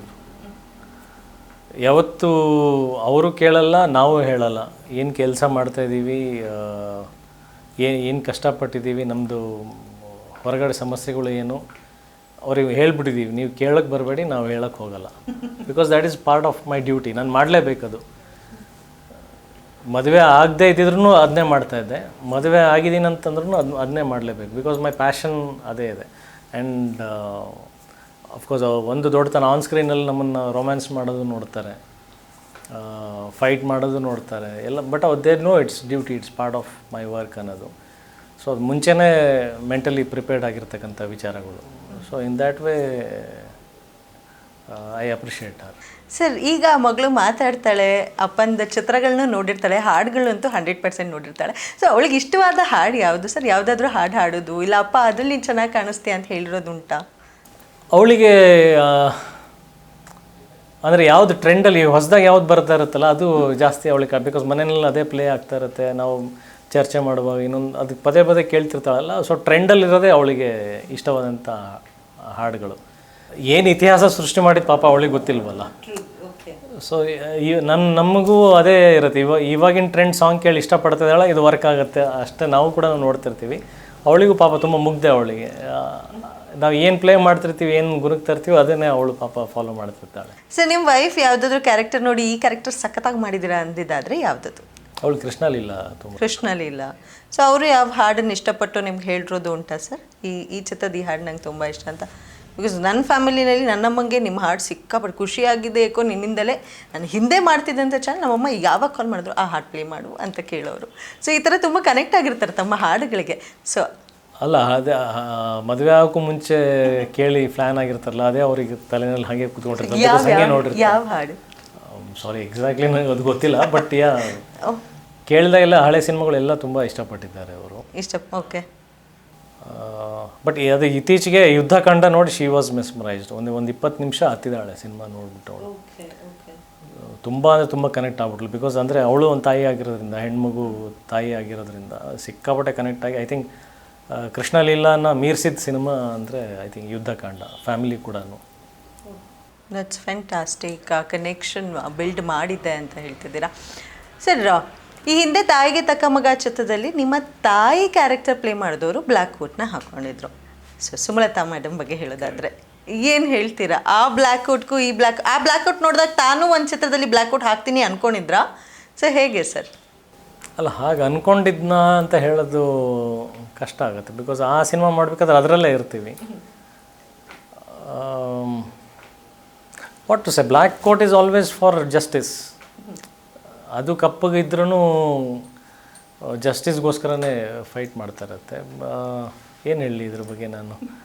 Sumalatha madam ಬಗ್ಗೆ ಹೇಳೋದಾದ್ರೆ ಏನು ಹೇಳ್ತೀರಾ? I admire her very much. I am Har huge fan. ಅದನ್ನು ಸಾಕಷ್ಟು ಸಲ ಹೇಳಿದ್ದೀನಿ ಅಮ್ಮನಿಗೆ. ಎಕ್ಸ್ಕ್ಯೂಸ್ ಮಿನಲ್ಲೂ ತಾಯಿಯಾಗಿ ಮಾಡಿದರು, ತಾಯಿಗೆ ತಕ್ಕ ಮಗದಲ್ಲೂ ತಾಯಿಯಾಗಿ ಮಾಡಿದರು. ಅವ್ರದ್ದು ಅಂದರೆ ತುಂಬ ಕೆಲವೊಂದು ಸಲ ಸೀರಿಯಸ್ಸಾಗಿ ಕೂತ್ಕೊಂಡಿರ್ತಾರೆ, ಜಾಸ್ತಿ ಮಾತಾಡಲ್ಲ, ಬಟ್ ತುಂಬ ಕ್ಯಾರೆಕ್ಟರ್ ಒಳಗಡೆ ಹೋಗಿರ್ತಾರೆ ಅವರು. She is a silent killer. So ತುಂಬ ಅಡ್ಮೈರ್ ಮಾಡ್ತೀನಿ ಅವ್ರನ್ನ as an artist, as a person. Very diplomatic, very dignified. ಸೆಟ್ಟಲ್ಲಿ ಹೇಗಿರಬೇಕು, ಬೇರೆಯವ್ರ ಜೊತೆ ಹೆಂಗಿರಬೇಕು, ಹೊರಗಡೆ ರಾಜಕಾರಣಿಯಾಗಿ ಹೇಗಿರಬೇಕು, ಆ್ಯಸ್ ಆ್ಯನ್ ಆ್ಯಕ್ಟರ್ ಎಷ್ಟು ಪ್ರೊಫೆಷ್ನಲಿಸಮ್ ಇರಬೇಕು. In that way she is a wonderful personality. Okay. So first movie hero ಆದಾಗಲೇ ನಮ್ಮ ಮೋಹಕ ತಾರೆ, the queen of Sandalwood Ramya ಅವ್ರ ಜೊತೆ ಮಾಡಿದಂಥ ಹೀರೋ ತಾವು. ಸೊ ಎಲ್ಲ ಹೀರೋಗಳನ್ನೂ ಕೇಳಿದ್ರೆ ರಮ್ಯಾನ ಜೊತೆ ಆ್ಯಕ್ಟ್ ಮಾಡಬೇಕು ಅನ್ನೋ ಆಸೆ ಇದೆ ಅನ್ನೋದನ್ನು ಹೇಳ್ತಾರೆ. ಈಗಿನ ಯಂಗ್ಸ್ಟರ್ಸ್ದು ಅದೇ ಆಸೆ. ಸೊ ತಾವು ಫಸ್ಟೇ ಮಾಡಿದ್ದೀರಾ. ಯಂಗ್ಸ್ಟರ್ಸಿಗೆ ಆಸೆ ಹುಟ್ಕೊಂಡಿದ್ದು ನಮ್ಮ ಸಿನಿಮಾಗಳು ನೋಡಿ. ಎಕ್ಸಾಕ್ಟ್ಲಿ. ಸೊ ಇನ್ನು ಕಾಂಟ್ಯಾಕ್ಟಲ್ಲಿ ಇದ್ದಾರೆ ಸರ್ ರಮ್ಯಾ ಅವರು? ರಮ್ಯಾ ಅವ್ರು ಸಿಕ್ಕಿದಾಗ ಚೆನ್ನಾಗಿ ಮಾತಾಡ್ತಾರೆ, ಬಟ್ ಅಂದರೆ ಆ ಥರ ಫೋನ್ ಕಾಂಟ್ಯಾಕ್ಟ್ ಅನ್ನೋದು ಇತ್ತೀಚೆಗೆ ಇಲ್ಲ. ಐ ಡೋಂಟ್ ನೋ, ಮೋಸ್ಟ್ಲಿ ಅವರೇ ತುಂಬ ಪರ್ಸ್ನಲಿ ಹೋಗ್ಬಿಟ್ಟಿದ್ದಾರೆ ಅನ್ಸುತ್ತೆ. But we are always very good to each other. So ತಾವು ನಿಮ್ಮ ಬೆಸ್ಟ್ ಫ್ರೆಂಡ್ ವೈಫ್ ಜೊತೆನೂ ಆ್ಯಕ್ಟ್ ಮಾಡಿದ್ದೀರಾ, ದಟ್ ಈಸ್ ಯಶ್ ಸರ್ ಧರ್ಮಪತ್ನಿ ಜೊತೆನೂ ಆ್ಯಕ್ಟ್ ಮಾಡಿದ್ದೀರಾ. ಸೊ ಕನ್ನಡದಲ್ಲಿ ಯಾರೆಲ್ಲ ಟಾಪ್ ಹೀರೋಯಿನ್ಸ್ ಇದ್ರೆ ಅವ್ರ ಜೊತೆ ಎಲ್ಲ ಆಲ್ಮೋಸ್ಟ್ ಸ್ಕ್ರೀನ್ ಶೇರ್ ಮಾಡಿದ್ದೀರಾ. ಸೊ ನಿಮ್ಮ ಬೆಸ್ಟ್ ಹೀರೋಯಿನ್ ಯಾರು ಅಂತ ಕೇಳಿದ್ರೆ ಯಾರು ಹೇಳ್ತೀರಾ? ಅದು ತುಂಬ ಕಷ್ಟವಾದಂಥ ಆನ್ಸರ್. ಅಂದರೆ ಆ್ಯಕ್ಚುಲಿ ಅದು ಹೇಳಲೂಬಾರ್ದು ನಾವು. ಬಿಕಾಸ್ ನಾವು ಯಾರನ್ನೂ ಆ ಥರ ಬೈಫರ್ಕೇಟ್ ಮಾಡಿ ಇವ್ರು ಜಾಸ್ತಿ ಇವ್ರು ಕಡಿಮೆ ಯಾವತ್ತೂ ನೋಡೇ ಇಲ್ಲ. ಸಿ ಆಲ್ವೇಸ್ ವೆರಿ ಪ್ರೊಫೆಷ್ನಲಿ ಯಾರೇ ಬಂದ್ರೂ, ಅಂದರೆ may it be heroine, may it be a mother character, may it be a sister character, ಯಾರೇ ಒಬ್ಬ ಜೂನಿಯರ್ ಆರ್ಟಿಸ್ಟ್ ಆದ್ರೂ we see them as characters and artist. ಅವರು ನಮ್ಮ ಜೊತೆ ಆ್ಯಕ್ಟ್ ಮಾಡ್ದಿಲ್ದಿರು ಇವಾಗ ಕನ್ನಡ ಇಂಡಸ್ಟ್ರಿಯಲ್ಲಿ ಇರುವಂಥ ಹೀರೋಯಿನ್ಸ್ಗಳಲ್ಲಿ, ಅಂದರೆ ಹಿಂದಿನ ಹೀರೋಯಿನ್ಗಳು ಅಪ್ಪಾಜಿ ಅವ್ರ ಜೊತೆ ಮಾಡಿದಂಥವ್ರಾದ್ರೂ ಆಗಿರ್ಬೋದು ಅಂಥವ್ರದಲ್ಲಿ. ಅಲ್ಲ, ನನಗೆ ಸರಿತಮ್ಮ ಭಾಳ ಇಷ್ಟ ಇದ್ರು, ಸುಮಲತಮ್ಮ ಭಾಳ ಇಷ್ಟ ಇದ್ರು. ಓಕೆ. ಆ್ಯಂಡ್ ಸರಿತಮ್ಮ ಜೊತೆ ನಾನು ಫೋಟೋ ತೊಗೊಂಡೆ, ಅದು ಸುಮಲತಮ್ಮ ಅವರೇ ಕೊಡಿಸಿದ್ರು ನನಗೆ. ಓಕೆ. ಒಂದು ಆರ್ಟಿಸ್ಟ್ ಅಸೋಸಿಯೇಷನ್ ಒಂದು ಫಂಕ್ಷನಲ್ಲಿ ಬಂದಿದ್ದರು. ನಾನು ಸುಮಲತಮ್ಮ ಕೇಳಿದೆ, ಅವ ಒಂದು ಫೋಟೋ ಕೊಡಿಸಿ, ನಾನು ಅವ್ರ ಫ್ಯಾನ್ ಅಂತ. ಅವರು ಕರೆದ್ಬಿಟ್ಟು ಕೊಡಿಸಿದ್ರು ಫೋಟೋ. ಸೊ ಆಸೆ ಇದ್ದಿದ್ದು ಅದೇ ಸುಮಲತಮ್ಮ ಮತ್ತು ಸರಿತಮ್ಮ. ಸರಿತಮ್ಮನೂ ಮೀಟ್ ಮಾಡಿದೆ, ಸುಮಲತಮ್ಮ ಜೊತೆ 2 ಸಲ ಕೆಲಸ ಮಾಡೋಂಥ ಭಾಗ್ಯ ಸಿಕ್ಕಿದೆ. Oh sir, you feel you are very lucky. That super. Sir ಈಗ ಎಲ್ಲ ಕಡೆ ರ್ಯಾಪಿಡ್ ರೌಂಡ್ ಕೇಳಿರ್ತಾರೆ, ನನ್ನಲ್ಲಿ guarantee round sir. So guarantee ನ್ಯೂಸ್ನಲ್ಲಿ ಒಂದು ಗ್ಯಾರಂಟಿ ರೌಂಡ್ ಅಂತ ಇಟ್ಟಿದ್ದೀವಿ. ಸೊ ಇದರಲ್ಲಿ ನೀವು ಗ್ಯಾರಂಟಿಯಾಗಿ ಮಾಡ್ತೀರಾ ಮಾಡಲ್ವಾ ಅನ್ನೋದನ್ನು ಹೇಳಬೇಕು. The first question is, if not an actor Ajay Rao sir ಗ್ಯಾರಂಟಿಯಾಗಿ ಈ ಪ್ರೊಫೆಷ್ನಲ್ ಇರ್ತಿದ್ದೆ ಅನ್ನೋದಾದರೆ ಯಾವುದು? ಗ್ಯಾರಂಟಿಯಾಗಿ ಹುಡ್ತಾನೆ ಇರಲಿ. ಅಂದರೆ ಆ್ಯಕ್ಟಿಂಗ್ ಇಸ್ ಬೈ ಬರ್ತ್ ಅಂತೀರಾ? ಅಲ್ಲ, I was born to be an actor. Super sir. ಅಂದರೆ ಫ್ಯಾಮಿಲಿ ಬ್ಯಾಕ್ಗ್ರೌಂಡ್ ಆ್ಯಕ್ಟಿಂಗಲ್ಲಿ ಯಾರೂ ಇರಲಿಲ್ಲ ಅಲ್ವಾ ಸರ್? ಬಟ್ ಅದು ಹೇಗೆ ಸರ್ ದ್ಯಾಟ್ ಫೈರ್? ನಾನೇ ಫಸ್ಟ್ ಪರ್ಸನ್. ಆ ಫೈರ್ ಹೇಗೆ ಸರ್? ಅದನ್ನೇ ಹೇಳಿದ್ದಲ್ಲ, ಬಾರ್ನ್ ಅದಕ್ಕೆ ಅಂತಲೇ ಹುಟ್ಟಿಸಿದ್ರು ದೇವ್ರಿಗೆ, ಗೊತ್ತಿಲ್ಲ. ಸೂಪರ್. ಸೊ ಅಜಯ್ ರಾವ್ ಅವರು ಗ್ಯಾರಂಟಿಯಾಗಿ ಈ ಹೀರೋನ ಫಾಲೋ ಮಾಡ್ತೀನಿ ನಾನು ಅನ್ನೋದಾದರೆ ಯಾವ ಹೀರೋ? ಅಮಿತಾಬ್ ಬಚ್ಚನ್. ಓಕೆ, ಯಾಕೆ? No answer. ಅದು ಇವಾಗ ಪ್ರೀತಿಗೆ, ಫ್ಯಾನಿಸಮಿಗೆ ಅದಕ್ಕೇನು ಆನ್ಸರ್ ಇರಲ್ಲ. ಸುಮ್ಮನೆ ಇಷ್ಟಪಡ್ತೀವಿ. ಈಗ ನನಗೂ ಎಷ್ಟೊಂದು ಜನ ಫ್ಯಾನ್ಸ್ ಇರ್ತಾರೆ, ಬೇರೆ ಹೀರೋಗೆ ಅಷ್ಟೊಂದು ಜನ ಫ್ಯಾನ್ಸ್ ಇರ್ತಾರೆ. ಏನೋ ಒಂದು ಕಾಣಿಸುತ್ತೆ ಅವರಿಗೆ. ಅದು again once again love at first sight ಥರನೇ. ಓಕೆ. ಯಾಕೆ ಇನ್ಸ್ಪೈರ್ ಆದ್ವಿ, ಯಾಕೆ ಇಷ್ಟಪಟ್ವಿ ಅವ್ರನ್ನ, ನಮಗೆ ಉತ್ತರ ಇರಲ್ಲ. ಏನೋ ಒಂದು ಕಾರಣಾಂತರಗಳಿಂದ ಆಗಿರುತ್ತೆ ಅಷ್ಟೇ. ಅದು ಸೊ ಆಲ್ ಟೈಮ್ ಆನ್ಸರು ಮೂಲ, ಅದಕ್ಕೂ ಹುಡ್ಕಕ್ಕೆ ಹೋಗಬಾರ್ದು. ಓಕೆ. ಸೊ ಅಮಿತಾಬ್ ಬಚ್ಚನ್ ಅಂದರೆ ನಿಮ್ಗೆ ತುಂಬ ಇಷ್ಟ ಅಂತ ಹೇಳಿದ್ರಿ. ಆ್ಯಕ್ಚುಲಿ ಆಗಲೇ ಈ ಪ್ರಶ್ನೆಗೆ ನಂಗೆ ಉತ್ತರ ಸಿಕ್ಕಿದೆ. ನನ್ನ ಪ್ರಶ್ನೆ ಏನಾಗಿತ್ತಂದರೆ, ಅಜಯ್ ರಾವ್ ಸರ್ ಅವ್ರಿಗೆ ಗ್ಯಾರಂಟಿಯಾಗಿ ಈ ಹೀರೋ ಇನ್ಮೇಲೆ ಕ್ರಶ್ ಆಗಿದೆ ಅಂದರೆ ಯಾವ heroine? Kajal. Kajal, very nice, super. ಹಾಗೆ by chance sir, by chance ಅಂತ ಹೇಳೋಕ್ಕಾಗಲ್ಲ, ಇವತ್ತು ಹಿಂಗಿರ್ತೀವಿ ನಾಳೆ ಏನು ಬೇಕಾದರೂ ಆಗ್ಬೋದು ಸರ್. ಏನಾದರೂ ನೀವು ಸಿ ಎಮ್ ಆದರೆ ಗ್ಯಾರಂಟಿಯಾಗಿ ಕೊಡುವಂಥ ಯೋಜನೆ ಯಾವುದು? ಯಾವ ಯೋಜನೆ? ಸಿ ಎಮ್ ಆಗಿ ಯಾವತ್ತು ತಲೆನಲ್ಲಿ ಇಲ್ವೇ ಇಲ್ಲ, ರಾಜಕೀಯನೇ ತಲೆನಲ್ಲಿ ಇಲ್ಲ. ನಾಳೆ ಬಗ್ಗೆ ಪ್ರಿಡಿಕ್ಟ್ ವೆರಿ ಮಚ್ ಹ್ಯಾಪಿ ಅದೇ ಹೇಳಿದ್ನಲ್ಲ, ಸಿನಿಮಾ ಮೇಕರ್ ನಾವು, ಅವ್ರಿಗಿಂತ ಪವರ್ಫುಲ್ ಟೂಲ್ ನಮ್ಮ ಹತ್ರ ಇದೆ ಸಿನಿಮಾ ಅನ್ನೋದು. ಎಕ್ಸಾಕ್ಟ್ಲಿ. ನಾವು ಒಂದು ಕ್ಷಣಕ್ಕೆ ಕನೆಕ್ಟ್ ಆಗುವಷ್ಟು ಅಂದರೆ ಇಡೀ ನೀವು ಫಾರ್ ಎಕ್ಸಾಂಪಲ್ ಒಂದು ಕರ್ನಾಟಕ ಅಂತಲೇ ಇಟ್ಕೊಳ್ಳಿ. ಜಸ್ಟ್ ಒಂದು ಕರ್ನಾಟಕ ಒಂದು ಶೋ ಒಂದು ಟೈಮಲ್ಲಿ ಒಂದು ಮಾರ್ನಿಂಗ್ 10:30 ಒಂದು ಶೋ ಸ್ಟಾರ್ಟ್ ಆಗುತ್ತೆ ಅಂದರೆ ಇಡೀ ಕರ್ನಾಟಕ ಬಂದು ಕೂತ್ಕೊಂಡು ಒಂದು ಶೋ ನೋಡ್ತಾ ಇದೆ ಅಂದರೆ ಯಾವ ಪೊಲಿಟಿಕಲ್ ಪಾರ್ಟಿನೂ ಆಗಿರ್ಬೋದು, ಯಾವ ಕ್ಷೇತ್ರದಲ್ಲಿ ಕೂಡ ಅಷ್ಟು ಜನನ ಒಟ್ಟಿಗೆ ಸೇರಿಸಿ ಹಿಪ್ನೋಟೈಸ್ ಮಾಡಿ ಅವರಿಗೆ ಒಂದು ಕಂಟೆಂಟನ್ನು ಹೇಳೋಕ್ಕೆ ಸಾಧ್ಯ ಇದೆ ಅಂದರೆ ಅದು ಓನ್ಲಿ ಸಿನಿಮಾ ಮಾತ್ರ. ಸೊ ಅಷ್ಟು ಪವರ್ಫುಲ್ ಮೀಡಿಯಾದಲ್ಲಿ ಇರಬೇಕಾದ್ರೆ ನನಗೆ CM ಆಗೋ ಯೋಚನೆನೇ ಅದನ್ನ ಅಂದರೆ ತಿರಸ್ಕರಿಸಿ ಅದು I am not denying that job. It is also a huge wonderful job, but I am saying I have more powerful tool to convey the audience ಅಂತ ನಾನು ಹೇಳ್ತಾರೆ. ಓಕೆ. ಸೊ ಸೊ ನೀವು ಪ್ರೀತಿಯ ಮಗ ಆಗಿದ್ದೀರಾ, ಪ್ರೀತಿಯ ಗಂಡ ಆಗಿದ್ದೀರಾ, ಪ್ರೀತಿಯ ಅಪ್ಪ ಆಗಿದ್ದೀರಾ. ಸೊ ಗ್ಯಾರಂಟಿಯಾಗಿ ಈ ರೋಲ್ ನಾನು ಸಖತ್ತಾಗಿ ನಿಭಾಯಿಸ್ತಾ ಇದ್ದೀನಿ ಅಂದರೆ ಯಾವ ರೋಲ್? ನಾನಾಗಿರೋ ರೋಲ್. ನಾನಾಗಿದ್ರೆ ಸಾಕು, ಆಟೋಮೆಟಿಕ್ಲಿ ಒಳ್ಳೆ ಗಂಡ, ಒಳ್ಳೆ ತಂದೆ, ಒಳ್ಳೆ ಮಗ. ಸರ್, ತಮಗೆ ಪರಭಾಷೆಯಲ್ಲಿ ನಟಿಸಬೇಕು ಅನ್ನೋಂಥ ಆಸೆ ಇದೆಯಾ? ಆಪರ್ಚುನಿಟೀಸ್ಗಳು ಬಂದಿದೆಯಾ, ಹೇಗೆ ಸರ್? ಅಲ್ಲ, ಮುಂಚೆ ಒಂದು ಟೈಮಲ್ಲಿ ವೆನ್ ವಿ ವರ್ ವೆರಿ ಇಮ್ಮೆಚ್ಯೂರ್ಡ್ ಅನ್ನೋ ಒಂದು ಕಾಲ ಇದ್ದಾಗ, ಆ ವಯಸ್ಸಲ್ಲಿ ಅದು ಅವತ್ತಿನ ದಿನಕ್ಕೆ ಅದೇ ಮೆಚ್ಯೂರಿಟಿ. ಬಟ್ ಇವತ್ತು ನಾವು ಬೆಳೆದಾದ್ಮೇಲೆ ಅದು ಇಮ್ಮೆಚ್ಯೂರಿಟಿ ಅಂತ ನಮಗೆ ಇವತ್ತು ಗೊತ್ತಾಗುತ್ತೆ. ಅವತ್ತಿತ್ತು ಅದು ಪರಭಾಷೆ, ಆ ಭಾಷೆ ಅದರಲ್ಲಿ ನಟಿಸ್ಬೇಕು, ಅವರು ಆ ಪರಭಾಷೆನವ್ರು ಇಲ್ಲಿ ಬರಬೇಕು, ಅದೆಲ್ಲ ಇತ್ತು. ಇವತ್ತು ಅದನ್ನೇ ಹೇಳ್ತೇನೆ, cinema has become universal. There is no language, nothing. ಎಲ್ಲ ಹೋಗ್ಬಿಟ್ಟಿದೆ. ನಾವು ಕನ್ನಡದಲ್ಲಿ ಮಾಡಿದ್ರು ಅಷ್ಟೇ ಶ್ರೇಷ್ಠ, ಹಿಂದಿನಲ್ಲಿ ಮಾಡಿದ್ರು ಅಷ್ಟೇ ಶ್ರೇಷ್ಠ, ಯಾವ ಭಾಷೆ ಕಂಟೆಂಟ್ ಬೇಸ್ಡ್ ಆಗೋಗ್ಬಿಡುತ್ತೆ. ನಾವು ಏನು ಹೇಳ್ತಾ ಇದ್ದೀವಿ ಆಟೋಮೆಟಿಕ್ಲಿ ಅದು ಹಂಗೆ ಬೆಳೆಯುತ್ತೆ. ಅದು ಎಲ್ಲ ಭಾಷೆನಲ್ಲೂ ಇವತ್ತು ನೋಡ್ತಾರೆ ಸಿನಿಮಾನ. ನಾವು ಮಾಡೋವಂಥದ್ದು ಯಾವುದೇ ಭಾಷೆ ಆಗಿರಲಿ, ನಾವು ಇವತ್ತು ಹೆಮ್ಮೆ ಪಡು ಕನ್ನಡದಲ್ಲೇ ಮಾಡ್ತಿದ್ದೀನಿ ಸಿನಿಮಾನ. ಸೊ ಅದೇ ನಮಗೆ ಹೆಮ್ಮೆ. ಆ ಭಾಷೆನಲ್ಲಿ ಈ ಭಾಷೆನಲ್ಲಿ ನನಗಿಲ್ಲ. I am happy making films in Kannada. Very beautiful. So last ಒಂದು ಪ್ರಶ್ನೆ, ಗ್ಯಾರಂಟಿಯಾಗಿ ನಾನು ನನ್ನ ಕರಿಯರ್ನಲ್ಲಿ ಈ ಕ್ಯಾರೆಕ್ಟರ್ ಮಾಡೇ ಮಾಡ್ತೀನಿ ಅನ್ನೋದಾದರೆ ಯಾವ ಕ್ಯಾರೆಕ್ಟರ್? ಆಡು ಮುಡ್ದೇ ಇರೋ ಸೊಪ್ಪಿಲ್ಲ, ರಾಜ್ ಮಾಡದೇ ಇರೋ ಪಾತ್ರ ಇಲ್ಲ. ನಂದು ಅದೇ ಆಸೆ. ಅಣ್ಣವ್ರ ಥರ ಇಂಥ ಪಾತ್ರ ಮಾಡಿಲ್ಲ ಅಂತ ಇರ್ಬೋದು. ಎಲ್ಲ ಪಾತ್ರ ಗ್ಯಾರಂಟಿ ಮಾಡಲೇಬೇಕು. ವಾವ್ ಸರ್, ಫಿದಾ ಆಗೋದೆ ನಿಮ್ಮ ಆನ್ಸರ್ಗೆ. ಕೊನೆ ಉಸಿರು ಇರೋವರೆಗೂ ಅಟ್ಲೀಸ್ಟ್ ಅಣ್ಣವ್ರು ಮಾಡಿರೋ ಅಷ್ಟು ಪಾತ್ರಗಳಲ್ಲಿ ಒಂದು 50% ಆದರೂ ರೀಚ್ ಆಗೋಣ, ಇದು ಗ್ಯಾರಂಟಿ ಮಾಡ್ತೀನಿ. That's beautiful sir. ಬಹಳ ಖುಷಿ ಆಯಿತು ತಾವು ಹಬ್ಬದ ದಿನ ನಮ್ಮ ಜೊತೆ ಕೂತ್ಕೊಂಡು ನಿಮ್ಮ ಟೈಮ್ನ ನಮಗೆ ಮೀಸಲಾಗಿಟ್ಟದಕ್ಕೆ. ಆ್ಯಂಡ್ ಏಪ್ರಿಲ್ನಲ್ಲಿ ಚಿತ್ರ ರಿಲೀಸ್ ಆಗ್ತದೆ sir. Last but not the least, ನಿಮ್ಮ ಚಿತ್ರದ ನಿಮ್ಮ ಫೇವ್ರೆಟ್ ಸಾಂಗ್ ಒಂದೇ ಒಂದು ಹೇಳಿ ಸರ್, ಯಾವುದು ಅಂತ? ಈಗ ಅಟ್ ಪ್ರೆಸೆಂಟ್ ಯುದ್ಧಕಾಂಡ ಬಿಟ್ಟು ಬೇರೆ ಯಾವುದು ಯುದ್ಧಕಾಂಡದಲ್ಲಿ ನನ್ನ ಫೇವ್ರೆಟ್ ಸಾಂಗ್ ಇಸ್